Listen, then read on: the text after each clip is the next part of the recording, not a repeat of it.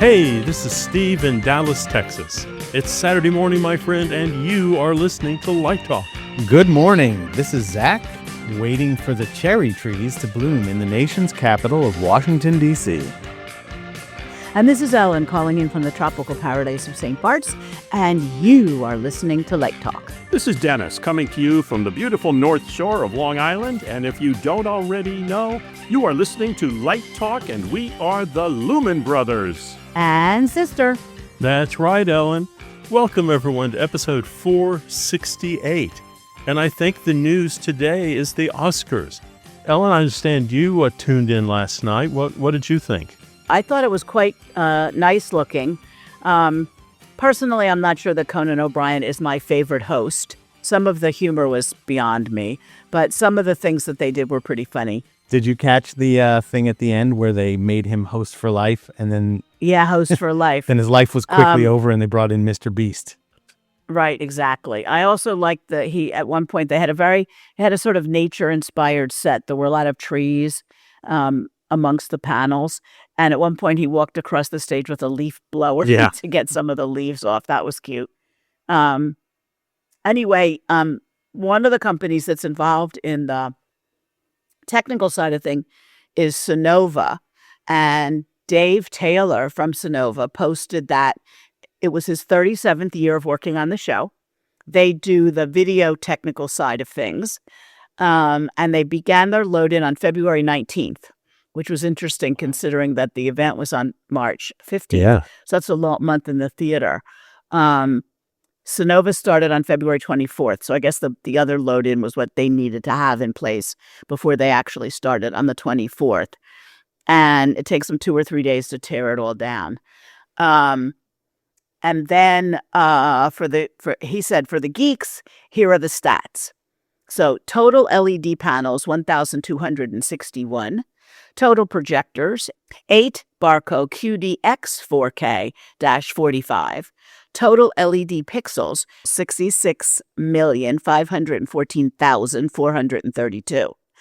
Total primary and backup 4K feeds, 34. Total 2K feeds, 4. Total pixels in all primary rasters, 145,152,000. Total LED processors, 40. Total fiber runs around 50. He thanked everybody involved, including the local 33 union guys, set designers Alana Billingsley and Misty Buckler, art director John Zucker, and says all the magical images of the hands of Jason Rudolph and his team, and thanks to producers Raj Kapoor and Katie Mullen for having us on the team once again. So, Zac, is that like a huge number of everything? Is it a big show? I think that's every pixel in Hollywood.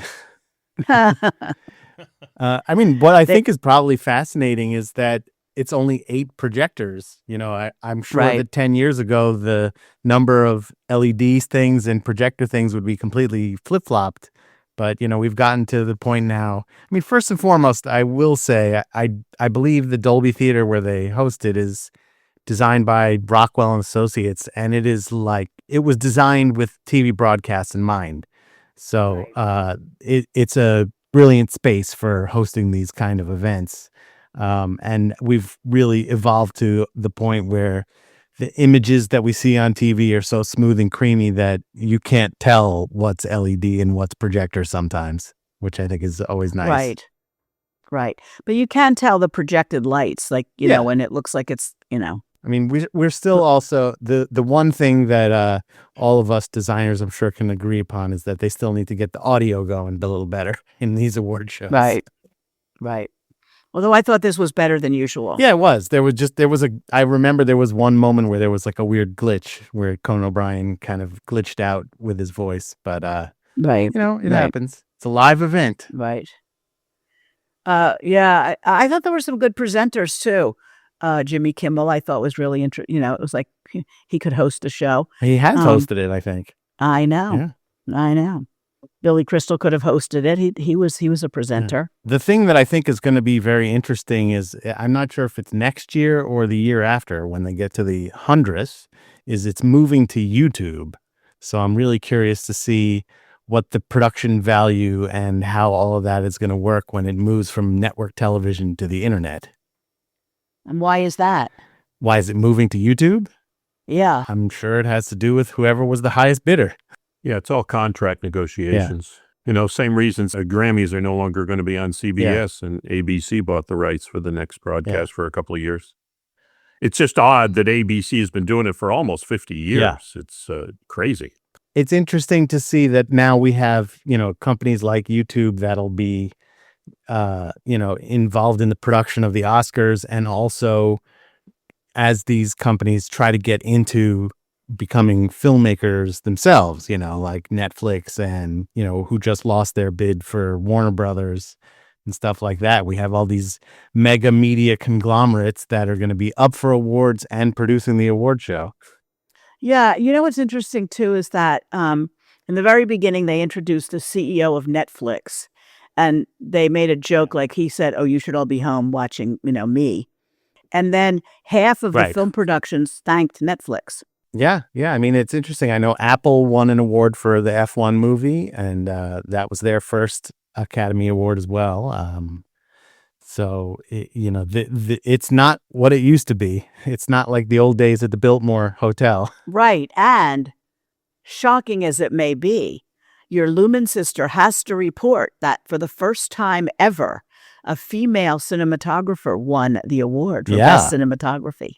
Yeah, I'll give it some applause for that. And she's a woman of Very color, nice. so that was very exciting. Yeah, there were some good awards. I think that it was a good trend. It was fun and interesting to watch. I didn't necessarily need Barbra Streisand singing The Way We Were, but it was funny because in my son's jazz band at school, they're playing that song, and they had something to talk about that day. Okay. The next day. Look, it was heartfelt. What can I say? Yeah, of course. Ellen, in reference to what you just asked about why are they moving to YouTube, I actually have hanging on my wall here. Yes. Oh, boy. A quote that I had grabbed when that was announced by the Academy CEO, Bill Kramer, the president. He and the president of the Academy, Lynette Taylor, said, "We are thrilled to enter into a multifaceted global partnership with YouTube to be the future home of the Oscars and our year-round Academy programming. This collaboration will leverage YouTube's vast reach and infuse the Oscars and other Academy programming with innovative opportunities for engagement while honoring our legacy. We will be able to celebrate cinema, inspire new generations of filmmakers, and provide access to our film history on an unprecedented global scale." Yes, And there because you have it. a lot of people can watch YouTube who do not have any access to That is correct. Yes. networks, including me. I had to go to a friend's house who has, Dish Network or something. Yeah. The first question my wife asks every Oscar Sunday is, how do we watch this on streaming? Right. And could you? We have to pull out the old antenna for that one. Uh-huh. It's interesting because I was traveling Sunday, and now that you mention it, I wasn't able to see it because I didn't have access to anything other than streaming. Right. And I recorded it so I can watch it sometime this week. But you make a good point there, Zac, and could very well be the way it is. Now, my question for you is, what method are you recording it with? The DVR on my TV, on cable. You never know. Right. That's funny. Ellen, I have a question for you. You said that he was not one of your favorite hosts. Over all the years, and it's been broadcast on television, I think, for 74 years it's been running. Who is your favorite host of the Oscars? Hugh Jackman. Oh, really? Ah, interesting. Wow. Yeah, he's a real showman, and I always enjoy him. The greatest show. I love when he did the Tonys. Yeah. And one year I was at the Tonys in the Radio City Music Hall live, and watching him do that was just phenomenal. But being as old as I am, I just there was nobody better than Johnny Carson. Oh, interesting. For the Tonys? I think we're all The Oscars. Did Yeah. I say No, Tonys? you said you liked Hugh doing the The Tonys, yeah. But for the Oscars, it's always been Johnny right. Carson. Well, that dates us all. Before I go on to the first question, the big news that Steve forgot to mention is that this is the penultimate episode of season 9. Yes. And next week is the anniversary. So, Steve, that dates you and both Stan and David. So, everybody, be prepared for next week. Going on to the first question, this came to me from a friend of mine who's an educator in Pennsylvania. And the question is from one of his students. I recently graduated with my BA in theater production and lighting, but want to get more into the world of television. What books can you recommend, or where can I get more information about broadcast lighting? Regarding books, there are several good ones, and if this show was broadcast in video, behind me is a bookshelf that's full of TV lighting books that you cannot see. For many, many years, and it's still available, the standard text was Technique for Lighting of Television and Film by Gerard Millison. Many, many editions were issued, and the last one republished was probably about 20 years ago. So in terms of keeping up with technology, that wouldn't be your best friend. But it is truly one of the best books on television, lighting, and film. Focal Press has come out with a number of books over the years. You can check them out.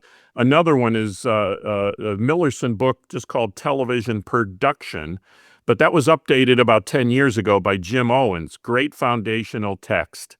But my favorite and the most recent text is the book written by our friend Jeff Ravitz and Jim Moody.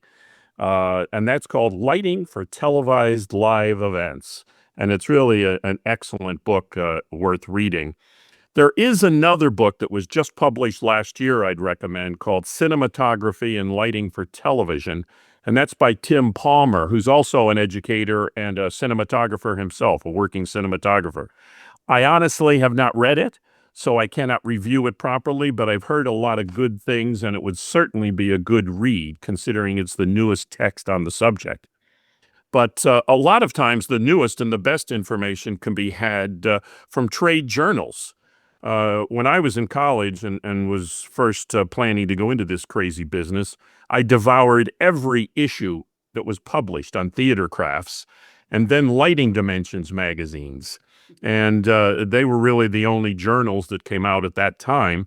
But currently, there's an abundance of information found at places like Live Design Online, which is a great resource, plus magazines like PLSN, the Projection Lights and Staging News, or Lighting and Sound America, or another one specific to television broadcasting, which is called TV Tech. All aspects of lighting with interviews with television designers, light plots are published, great reference and great research. But going back to our best friend, our friends on the internet, there's so many instructional videos out there put out by working professionals and also by lighting manufacturers that you could go down that rabbit hole for days and days and days. Definitely great research to get you prepared to switch from theater to television while using the fundamentals you already know. There's also a number of podcasts that discuss lighting. My favorite happens to be Light Talk with the Lumen Brothers and Sister. But of course, you already know that if you're listening to me say that. So going on, another way to learn more and really more hands-on is to attend trade shows and conferences. There you'll meet fellow students, professional designers, vendors, manufacturers. Everybody in the business congregates, and that's really a great place to network. Conferences like the week-long LVI trade show that's held in Las Vegas just after Thanksgiving every year.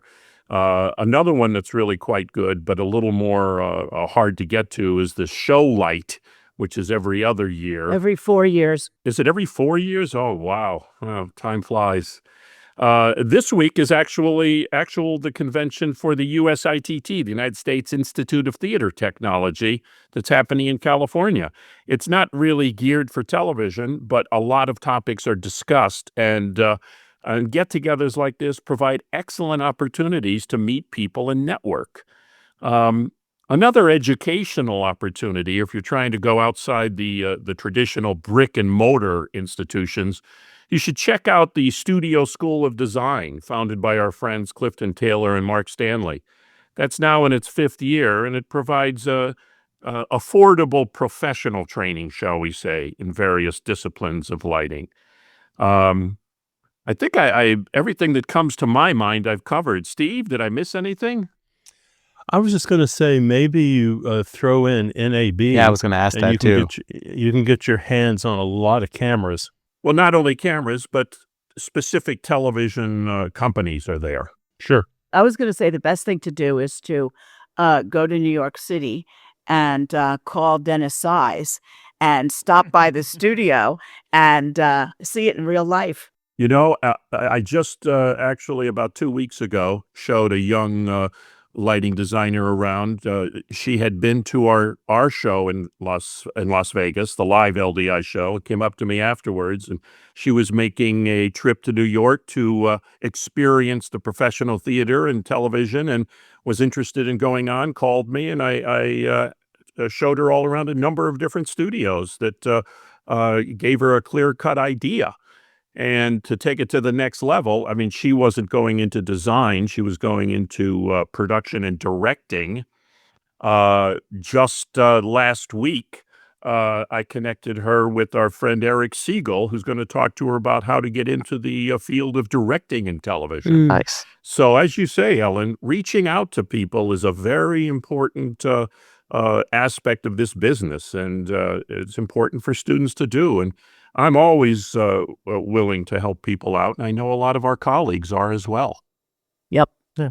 I would also add, like, if you see something on TV or in a movie and you think that the lighting is good or interesting, that a great resource can be going on to IMDb, where you can see the extended credits for most productions, and you can find out those names. And then, as Dennis said, cut and paste those names into YouTube and go down the rabbit hole of seeing if there are interviews or tutorials involving those people.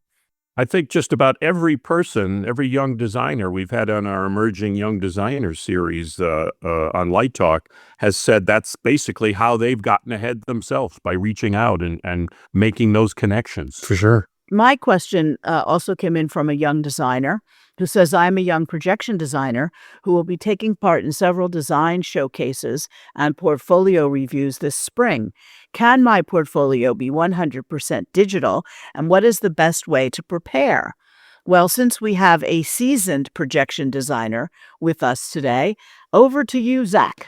I think this is an interesting question because, especially if we're talking about a projection designer, this is somebody who their artwork exists in the digital world. So there may be an analog way to capture it via photograph, but we're talking about somebody who's creating artwork where, as opposed to something more traditional like scenery or lighting, you might have a reel, of your animation work or your editing work and things like that. So personally, I do think that it is okay to have a digital portfolio. I would suggest that you may want to have some kind of brochure or printed version as well, if you do need to present it to someone where digital is not going to be acceptable to them. But the challenge therein is also, if I'm showing somebody still images of my work, they're not really going to get a sense of how it can move around and what it can actually do and how it transforms the space. They may just see images. And, that being said, I came up at a time where that was all we had, and I still managed to get work. So clearly it's okay. But like, Steve and Dennis, if somebody was sending you a portfolio that was just digital, would that fly in your worlds? Several years ago, not at all. The pandemic has changed the way we look at such things and how accepting we are.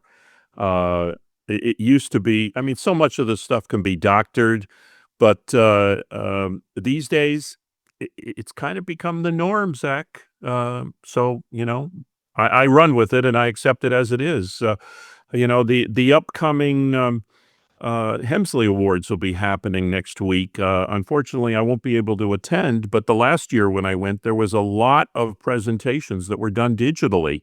And the younger designers coming out of school, that's their wheelhouse, and back in the day, it used to be scene designers would bring a model along with photographs of productions and things. That no longer happens. Steve, didn't you or don't you organize one of these design showcases? We merged with the National Design Portfolio Review. And Dennis has a point. Everything is going into something that is on a laptop or a phone or an iPad. And what's interesting is when that one student does bring a 1/4-inch model, it is the talk of the room, and it is still where everybody gravitates to. But things change. Equipment changes. Styles of shows change. So the paper portfolio is nice, not bad, but I think it's not as practical as being able to put that thing there, particularly for a lighting designer, because we use light. So we have a lit computer screen showing that image in the best possible way we can see it, as opposed to a photograph sitting on a table. Zac, let me ask a follow-up on this. What should that student be prepared to show you if they're trying to get a job with you? Well, that's an interesting question. I think if somebody is looking to work with me on something, then what I'm trying to see from their work is their ability to animate something, their ability to do research, their ability to, show me that they were able to, and this is always the challenge, especially in the educational world, to show that they were able to take a task that they were given and see it through to completion. Because a big part of what I think we're all doing when we're working with our assistants and associates is we're kind of art directing them. So while we may be giving them a task that they have to come up with some beautiful idea for, it still all eventually goes through what I like to say is the funnel of our artistic aesthetic. So I think that in a lot of ways I need, depending on what I'm bringing them in to do, I want to see their ability to perform those tasks. I might add, in finding how to learn about the business and different things. And apropos of the first question that I had, Zac is a bit too humble to mention that he just did a fabulous podcast with our friend Ethan Steinmel. Artistic Finance is the podcast. And Zac did a 2-hour interview with Ethan that was, although it deals with finance in the business, Zac had a lot of tangents, and it was almost like a master class on how to get into the world of projections.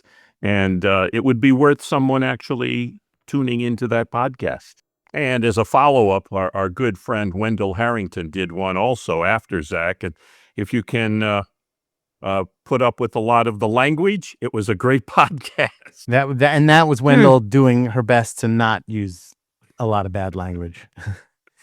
I did warn Ethan in advance of that, and it's funny, I jokingly say also, like, that even though she did the episode after me, like, we all that do what I do, we all come after Wendell. Like, she opened the door for all of us. And there was a time around when I started where almost everybody who was a video or projection designer had started working for her originally. So it's sort of like we all come from that same tree, that same roots. I vividly remember seeing Tommy with her thousands of carousel slide projectors, and it still is one of the most stunning things I've ever seen.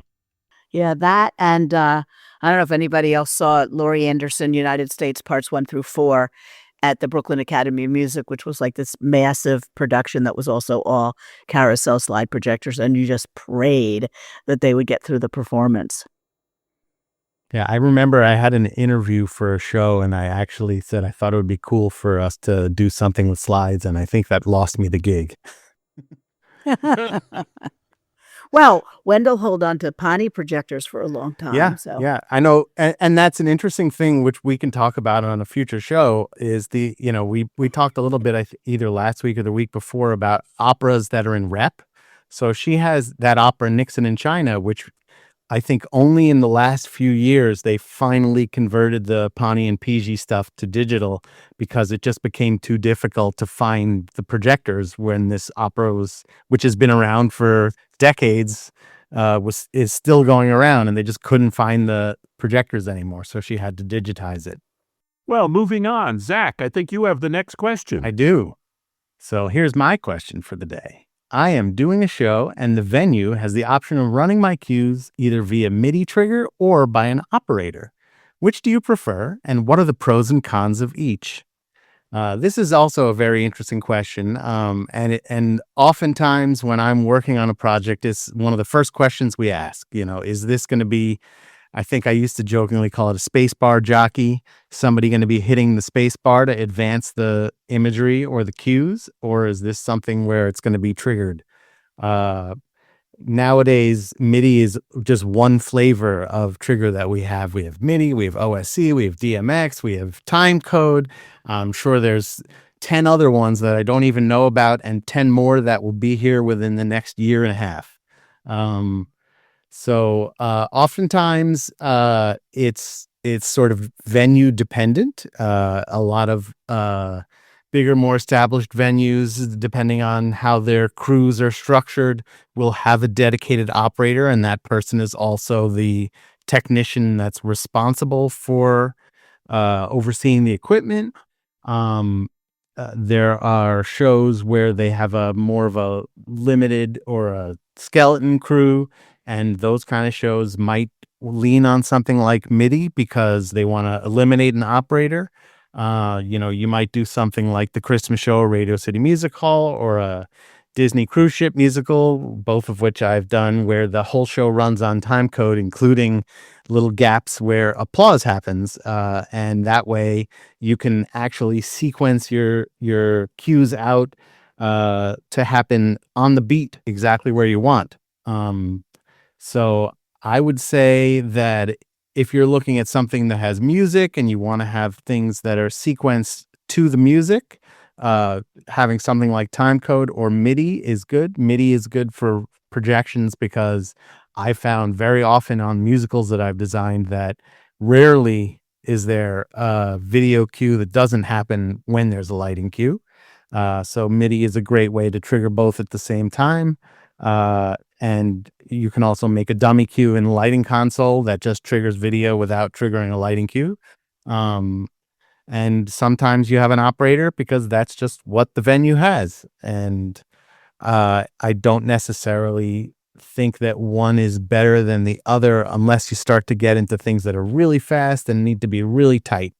And that's always a challenge, especially again with the music type thing, because in the lighting and video world, we deal with things that are seconds, counts, and we don't deal with things necessarily that are measures. There's lots of math you can do to go, okay, this is 16 measures. So if I want it to happen on the third beat of the fourth measure, then that comes out to 12.3 seconds. But that's a pain in the butt. Personally, I prefer MIDI. My son here, Sally, says he prefers MIDI also. What do you use it for?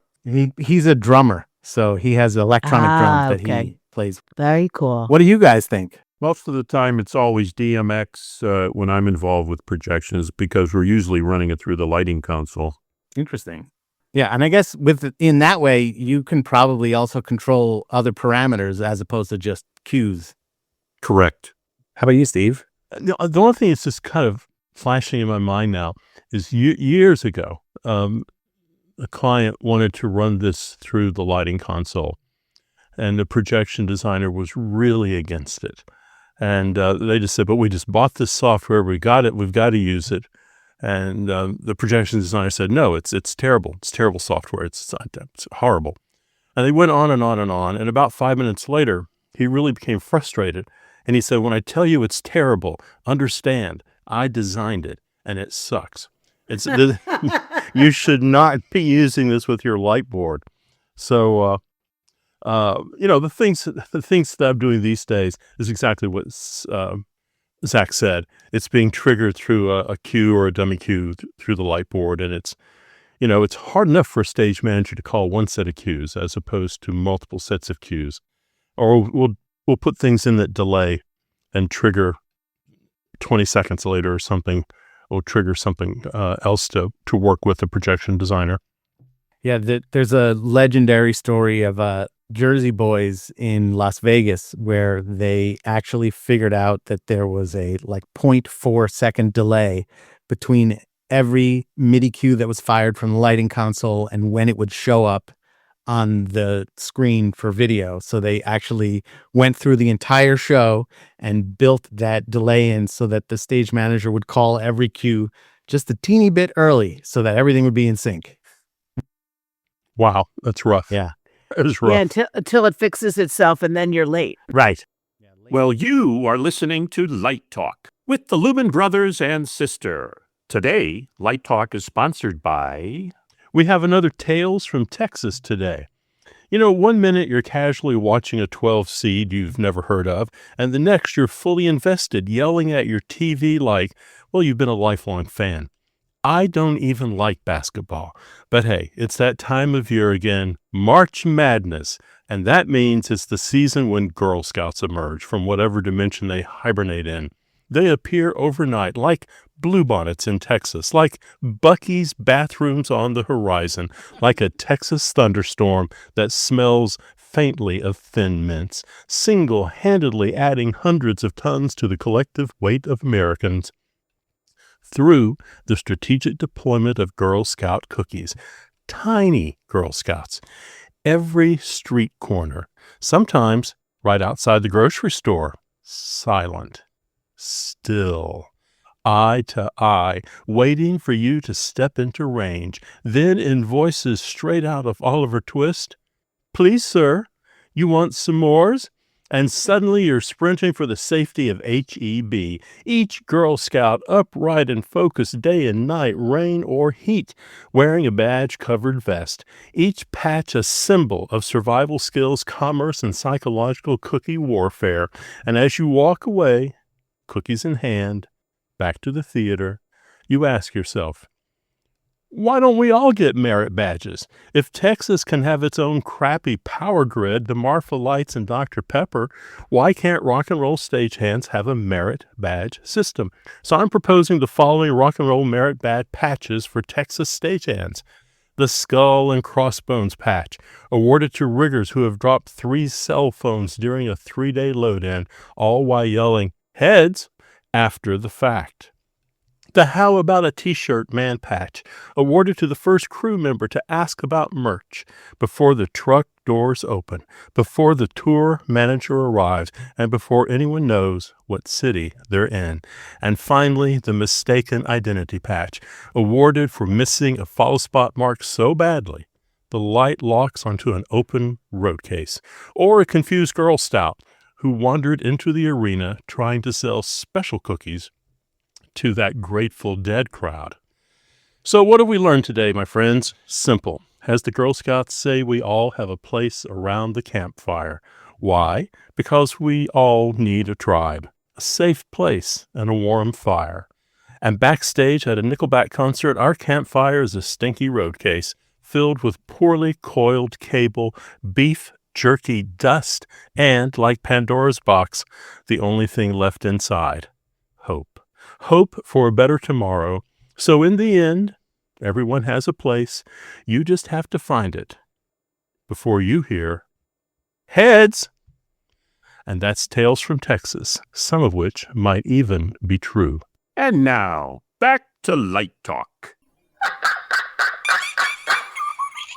Well now, the distant sound of drunken monkeys arguing about voter fraud, paired with the occasional thud of iguanas surrendering to cold and gravity while Stan, hard at work in his compound, is adjusting the hat on his yard gnome while shouting, "Don't trust the frog," can only mean one thing. Once again, it's time for Let's Talk About. And today we discuss How do you stay inspired? How do you stay excited about this craft? All right, Zac, how do we stay inspired? Well, it's a very interesting question. I think that there's lots of things that we all do that feed our creativity. And I think it's important to recognize that. One of the funny things that I think I talked about with Ethan on our podcast, and when we're trying to look at the financial aspects of things, is what's tax deductible for us as designers. And ironically, it's sort of entertainment, magazines, movies, streaming, television, books, museums, all the things that one might go to seek inspiration. You're also doing research for your own work, and therefore it's all tax deductible, which is a sort of nice circle of life moment there. I know a lot of lighting designers that I work with in theater all studied with Brian McDevitt and when he was a teacher at Purchase. And one of the things Brian is very into is finding inspiration from paintings, and he especially loves a lot of modern paintings, and he will show up at the first design meeting with a bunch of paintings and say, here's the quality of light that I'd like to create in this painting here. He loved Hopper especially. And so I think there's a lot of that. I find a lot of inspiration from music too. It's funny. I was just talking with my brother-in-law the other day, who's also really into music, about things that we find very visual. And we were talking about the Bruce Springsteen album, The Wild, the Innocent, and the E Street Shuffle. And I said, I feel like with that, you can really close your eyes in some of those songs and see the boardwalk in New Jersey down the shore, like how the music conjures up those visuals. And then our job as designers is to take those things that how do we take those things that we feel emotionally and turn them into visuals. And so I find that I'm drawing from music a lot, and even the way that I cue things or sequence things is I'm always trying to find the rhythm in the way that things can move around. But I know that things must be very different and the same in many ways, Dennis, for you in the television world. It is. It is. It's interesting. When Steve was reading that, I thought I took it from a different point of view. The point of view of, oh man, I just finished the world's most horrendous job with the crappiest people making very little money. Why do I want to keep doing this? And I was doing a show a couple of weeks ago, maybe 2 months ago now, and it was a tough day. I finished a couple of days in a studio. It wasn't anything that I could write home about. It was basically a job, and I hate looking at it that way. And on the last day, my daughter and I went to see the Broadway production of Just in Time, the Justin Townsend lit design production. Spectacular. It was just spectacular. But more importantly, that production changed my whole mood. I left the theater wanting to run out and do a whole nother show and start my career all over again and do really exciting work. And I think whatever it is that we do for entertainment or for a diversion, if it's watching the Oscar Awards or going to a rock concert or anything, reading a book or going to the museum, like you just said, and finding inspiration in art, anything that charges our batteries and gets us going helps us stay inspired about doing future work and better work. And especially when you see something that's so inspirational, or, even if it's a TV show, I see sometimes TV shows and I'll think, God, I wish that were my work. I wish I were that good. And that sometimes creates the feeling that I can't wait to get the next job and go on and do that and do something better. And I find a lot of inspiration from the work, doing a job that didn't work out as well as one would hope, or didn't have the success creatively that you would hope, inspires me personally to want to do something to change that for the next job. Hmm. And I think finding more work and going from job to job inspires us to continue to grow in our craft and do better and just stay excited. I mean, I like what I do. And even when I do a job that I'm not really pleased with, I still want to go on and do another job. And I think that's important. And as I said, you can find the inspiration from all the work of our colleagues that do such incredible work in all aspects of show business. I think you're right. I think it's great that you went to see Just in Time and got inspired, and ready to take on the next big project. It's a business that doesn't really, I think it was Jimmy Tetlow, and I don't know why I just thought of this out of the blue when he was being interviewed on Light Talk. He talked about when he first started in television and they basically threw him into the pool and you either sink or swim. And he succeeded, and on his next show, they threw him into the deeper end of the pool.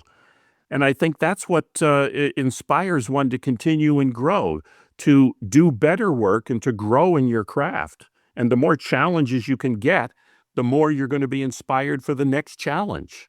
It certainly can't be the money, despite the 3 or 4 yachts that I own. There's 2 things that I always think about in terms of like what you're talking about, Dennis. And the first is when I was when I was designing Rock of Ages, when we were first off Broadway, and my associate, who was fresh out of college, very talented young man, but kind of questioning why he was working on, he was like, I came to New York and now the job that I have is working on this sort of schlocky jukebox musical featuring hair metal from the 80s.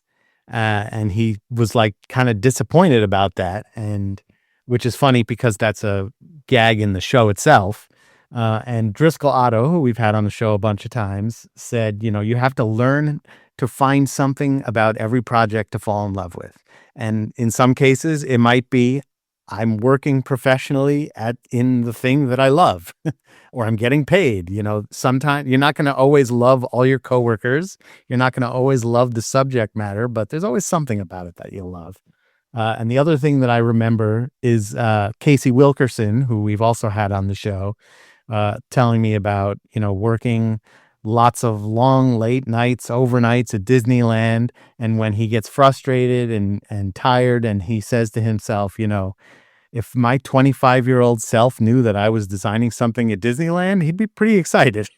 I have a slightly different take on it. And for me, it is falling in love with the work and falling in love with the cast. I just finished and I'm opening Annie Baker's play, The Antipodes, which is really hard. And going through that rehearsal process and the tech with the actors and watching them develop the show and conquer it in the best ways. I was sitting there at the last night thinking, this is why I got into the business. This is why I'm inspired, is taking this journey with all these people.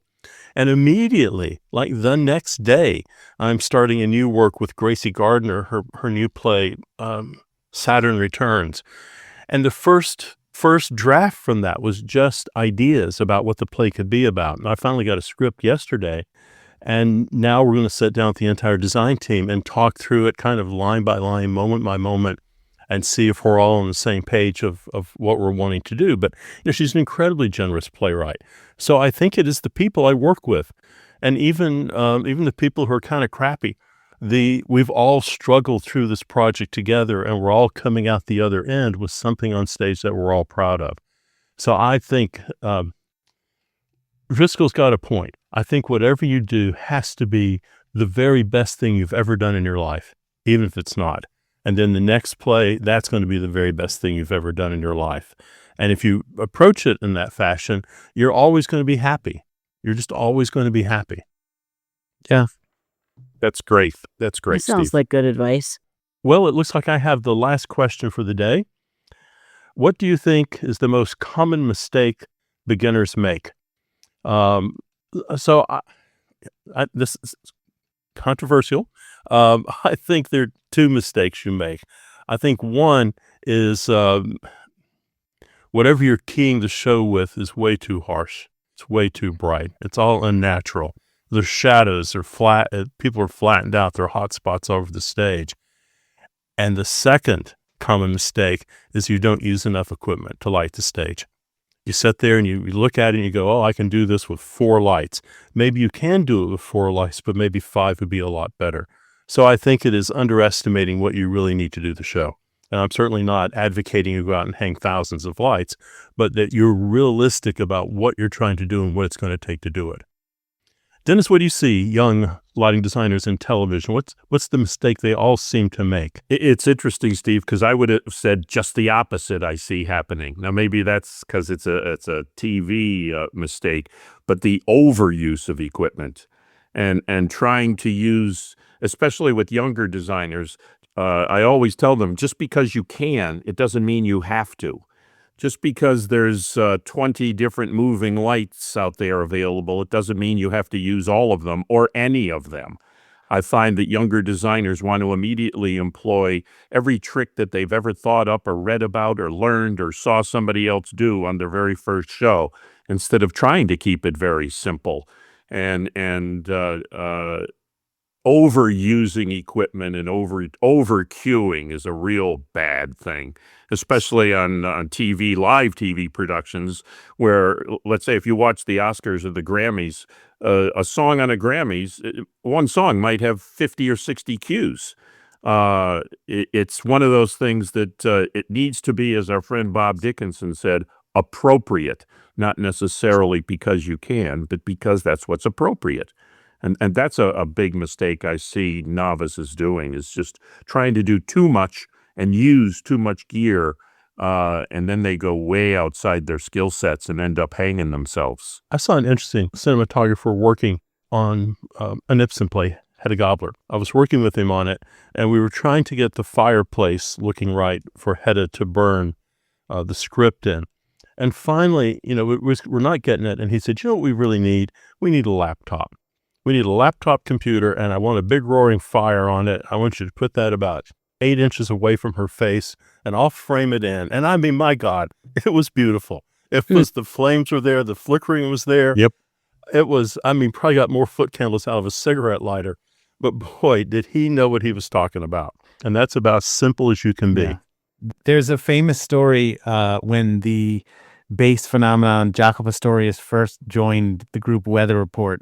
On the first song, he came in and he was playing all over the place. And Joe Zawinul, the keyboard player and co-leader of the band, stopped him and said, "You already have the gig. Now just play the song." You see that a lot in young rock and roll designers. Yeah. Is they come out and you see everything the rig can possibly do in the first 6 minutes. Right. And then there's no place left to go. Yeah, where do you go? Yeah. I was going to ask about color. Do you find that younger designers either overuse it or underuse it? The thing I find about color that's kind of, I'm an old guy, so I still have a swatch book, and I still use the swatch book, and I still do this kind of test. The thing I find that inexperienced designers do is they're convinced they're going to make all of their own color on the fly during the tech. And that's just not a time you want to experiment with that. And generally what I see is everything's kind of an electric color and not so great. It's not that they don't know color. It's just they don't know how to create it from nothing. And so I think having a base of what you want to do in front of you is always a good idea. The other thing that I see a lot of younger designers doing that's not necessarily a technical thing is underestimating how much time they need for something. And I think sometimes it's just when you're young and impulsive and excited that you say, I can do that in 15 minutes. Maybe you're worried that if you ask for too much time, that's going to reflect poorly on you. But I'm a big believer in ask for an hour and then give back the time you don't use, as opposed to ask for 15 minutes and then not get it done. You bring up an interesting point, because we do kind of spend a lot of time at universities kind of training students about financial budgets. But we don't spend a lot of time teaching them about time management. How long does it take to focus a light? Well, I can focus that light in 2 minutes. Well, maybe you can, maybe you can't. Do you have a seasoned, really great person at the top of that genie lift, or do you have an 18-year-old freshman who's never focused a light before? Have you budgeted into what it takes to move the ladder to get to the next light? Have you thought about a lamp burning out? So all of a sudden, yeah, you probably can focus a light in a couple minutes. But boy, can you sustain that all day long? And how does that throw your schedule off? Just because you can doesn't mean you should. Exactly. Well, the rocking sound of the Luminoids tell us that once again, you've spent another morning listening to Light Talk. You can hear our show on just about every podcast site out there. Check out our website on lighttalk.org and be sure to follow us on Facebook and subscribe to our podcast. That way, you will not miss a second of Light Talk insanity. No guarantee is offered regarding the accuracy of any statements or opinions made on this podcast. However, if you do decide to litigate, you will have to deal with me, Snoot, from the Snoot Group. And don't get it twisted. Just because I married one of these losers does not mean I will go easy on you. So don't with me. Light Talk, coming to you from our nation's capital, Washington, D.C., from the tropical paradise of St. Bart's, from the Lone Star State, and from the entertainment capital of the world, New York City. Be sure to join us next week when we dive into more lighting shenanigans and serve up a fresh, piping hot casserole of nonsense. Light Talk, broadcasting questionable Lumen knowledge and humor around the world. We'll all see you next week, Saturday morning, when we will be celebrating the monumentally historic 9th anniversary of Light Talk. Be sure to tune in for an excessive amount of over-the-top shenanigans. Au revoir for this week. Bye-bye.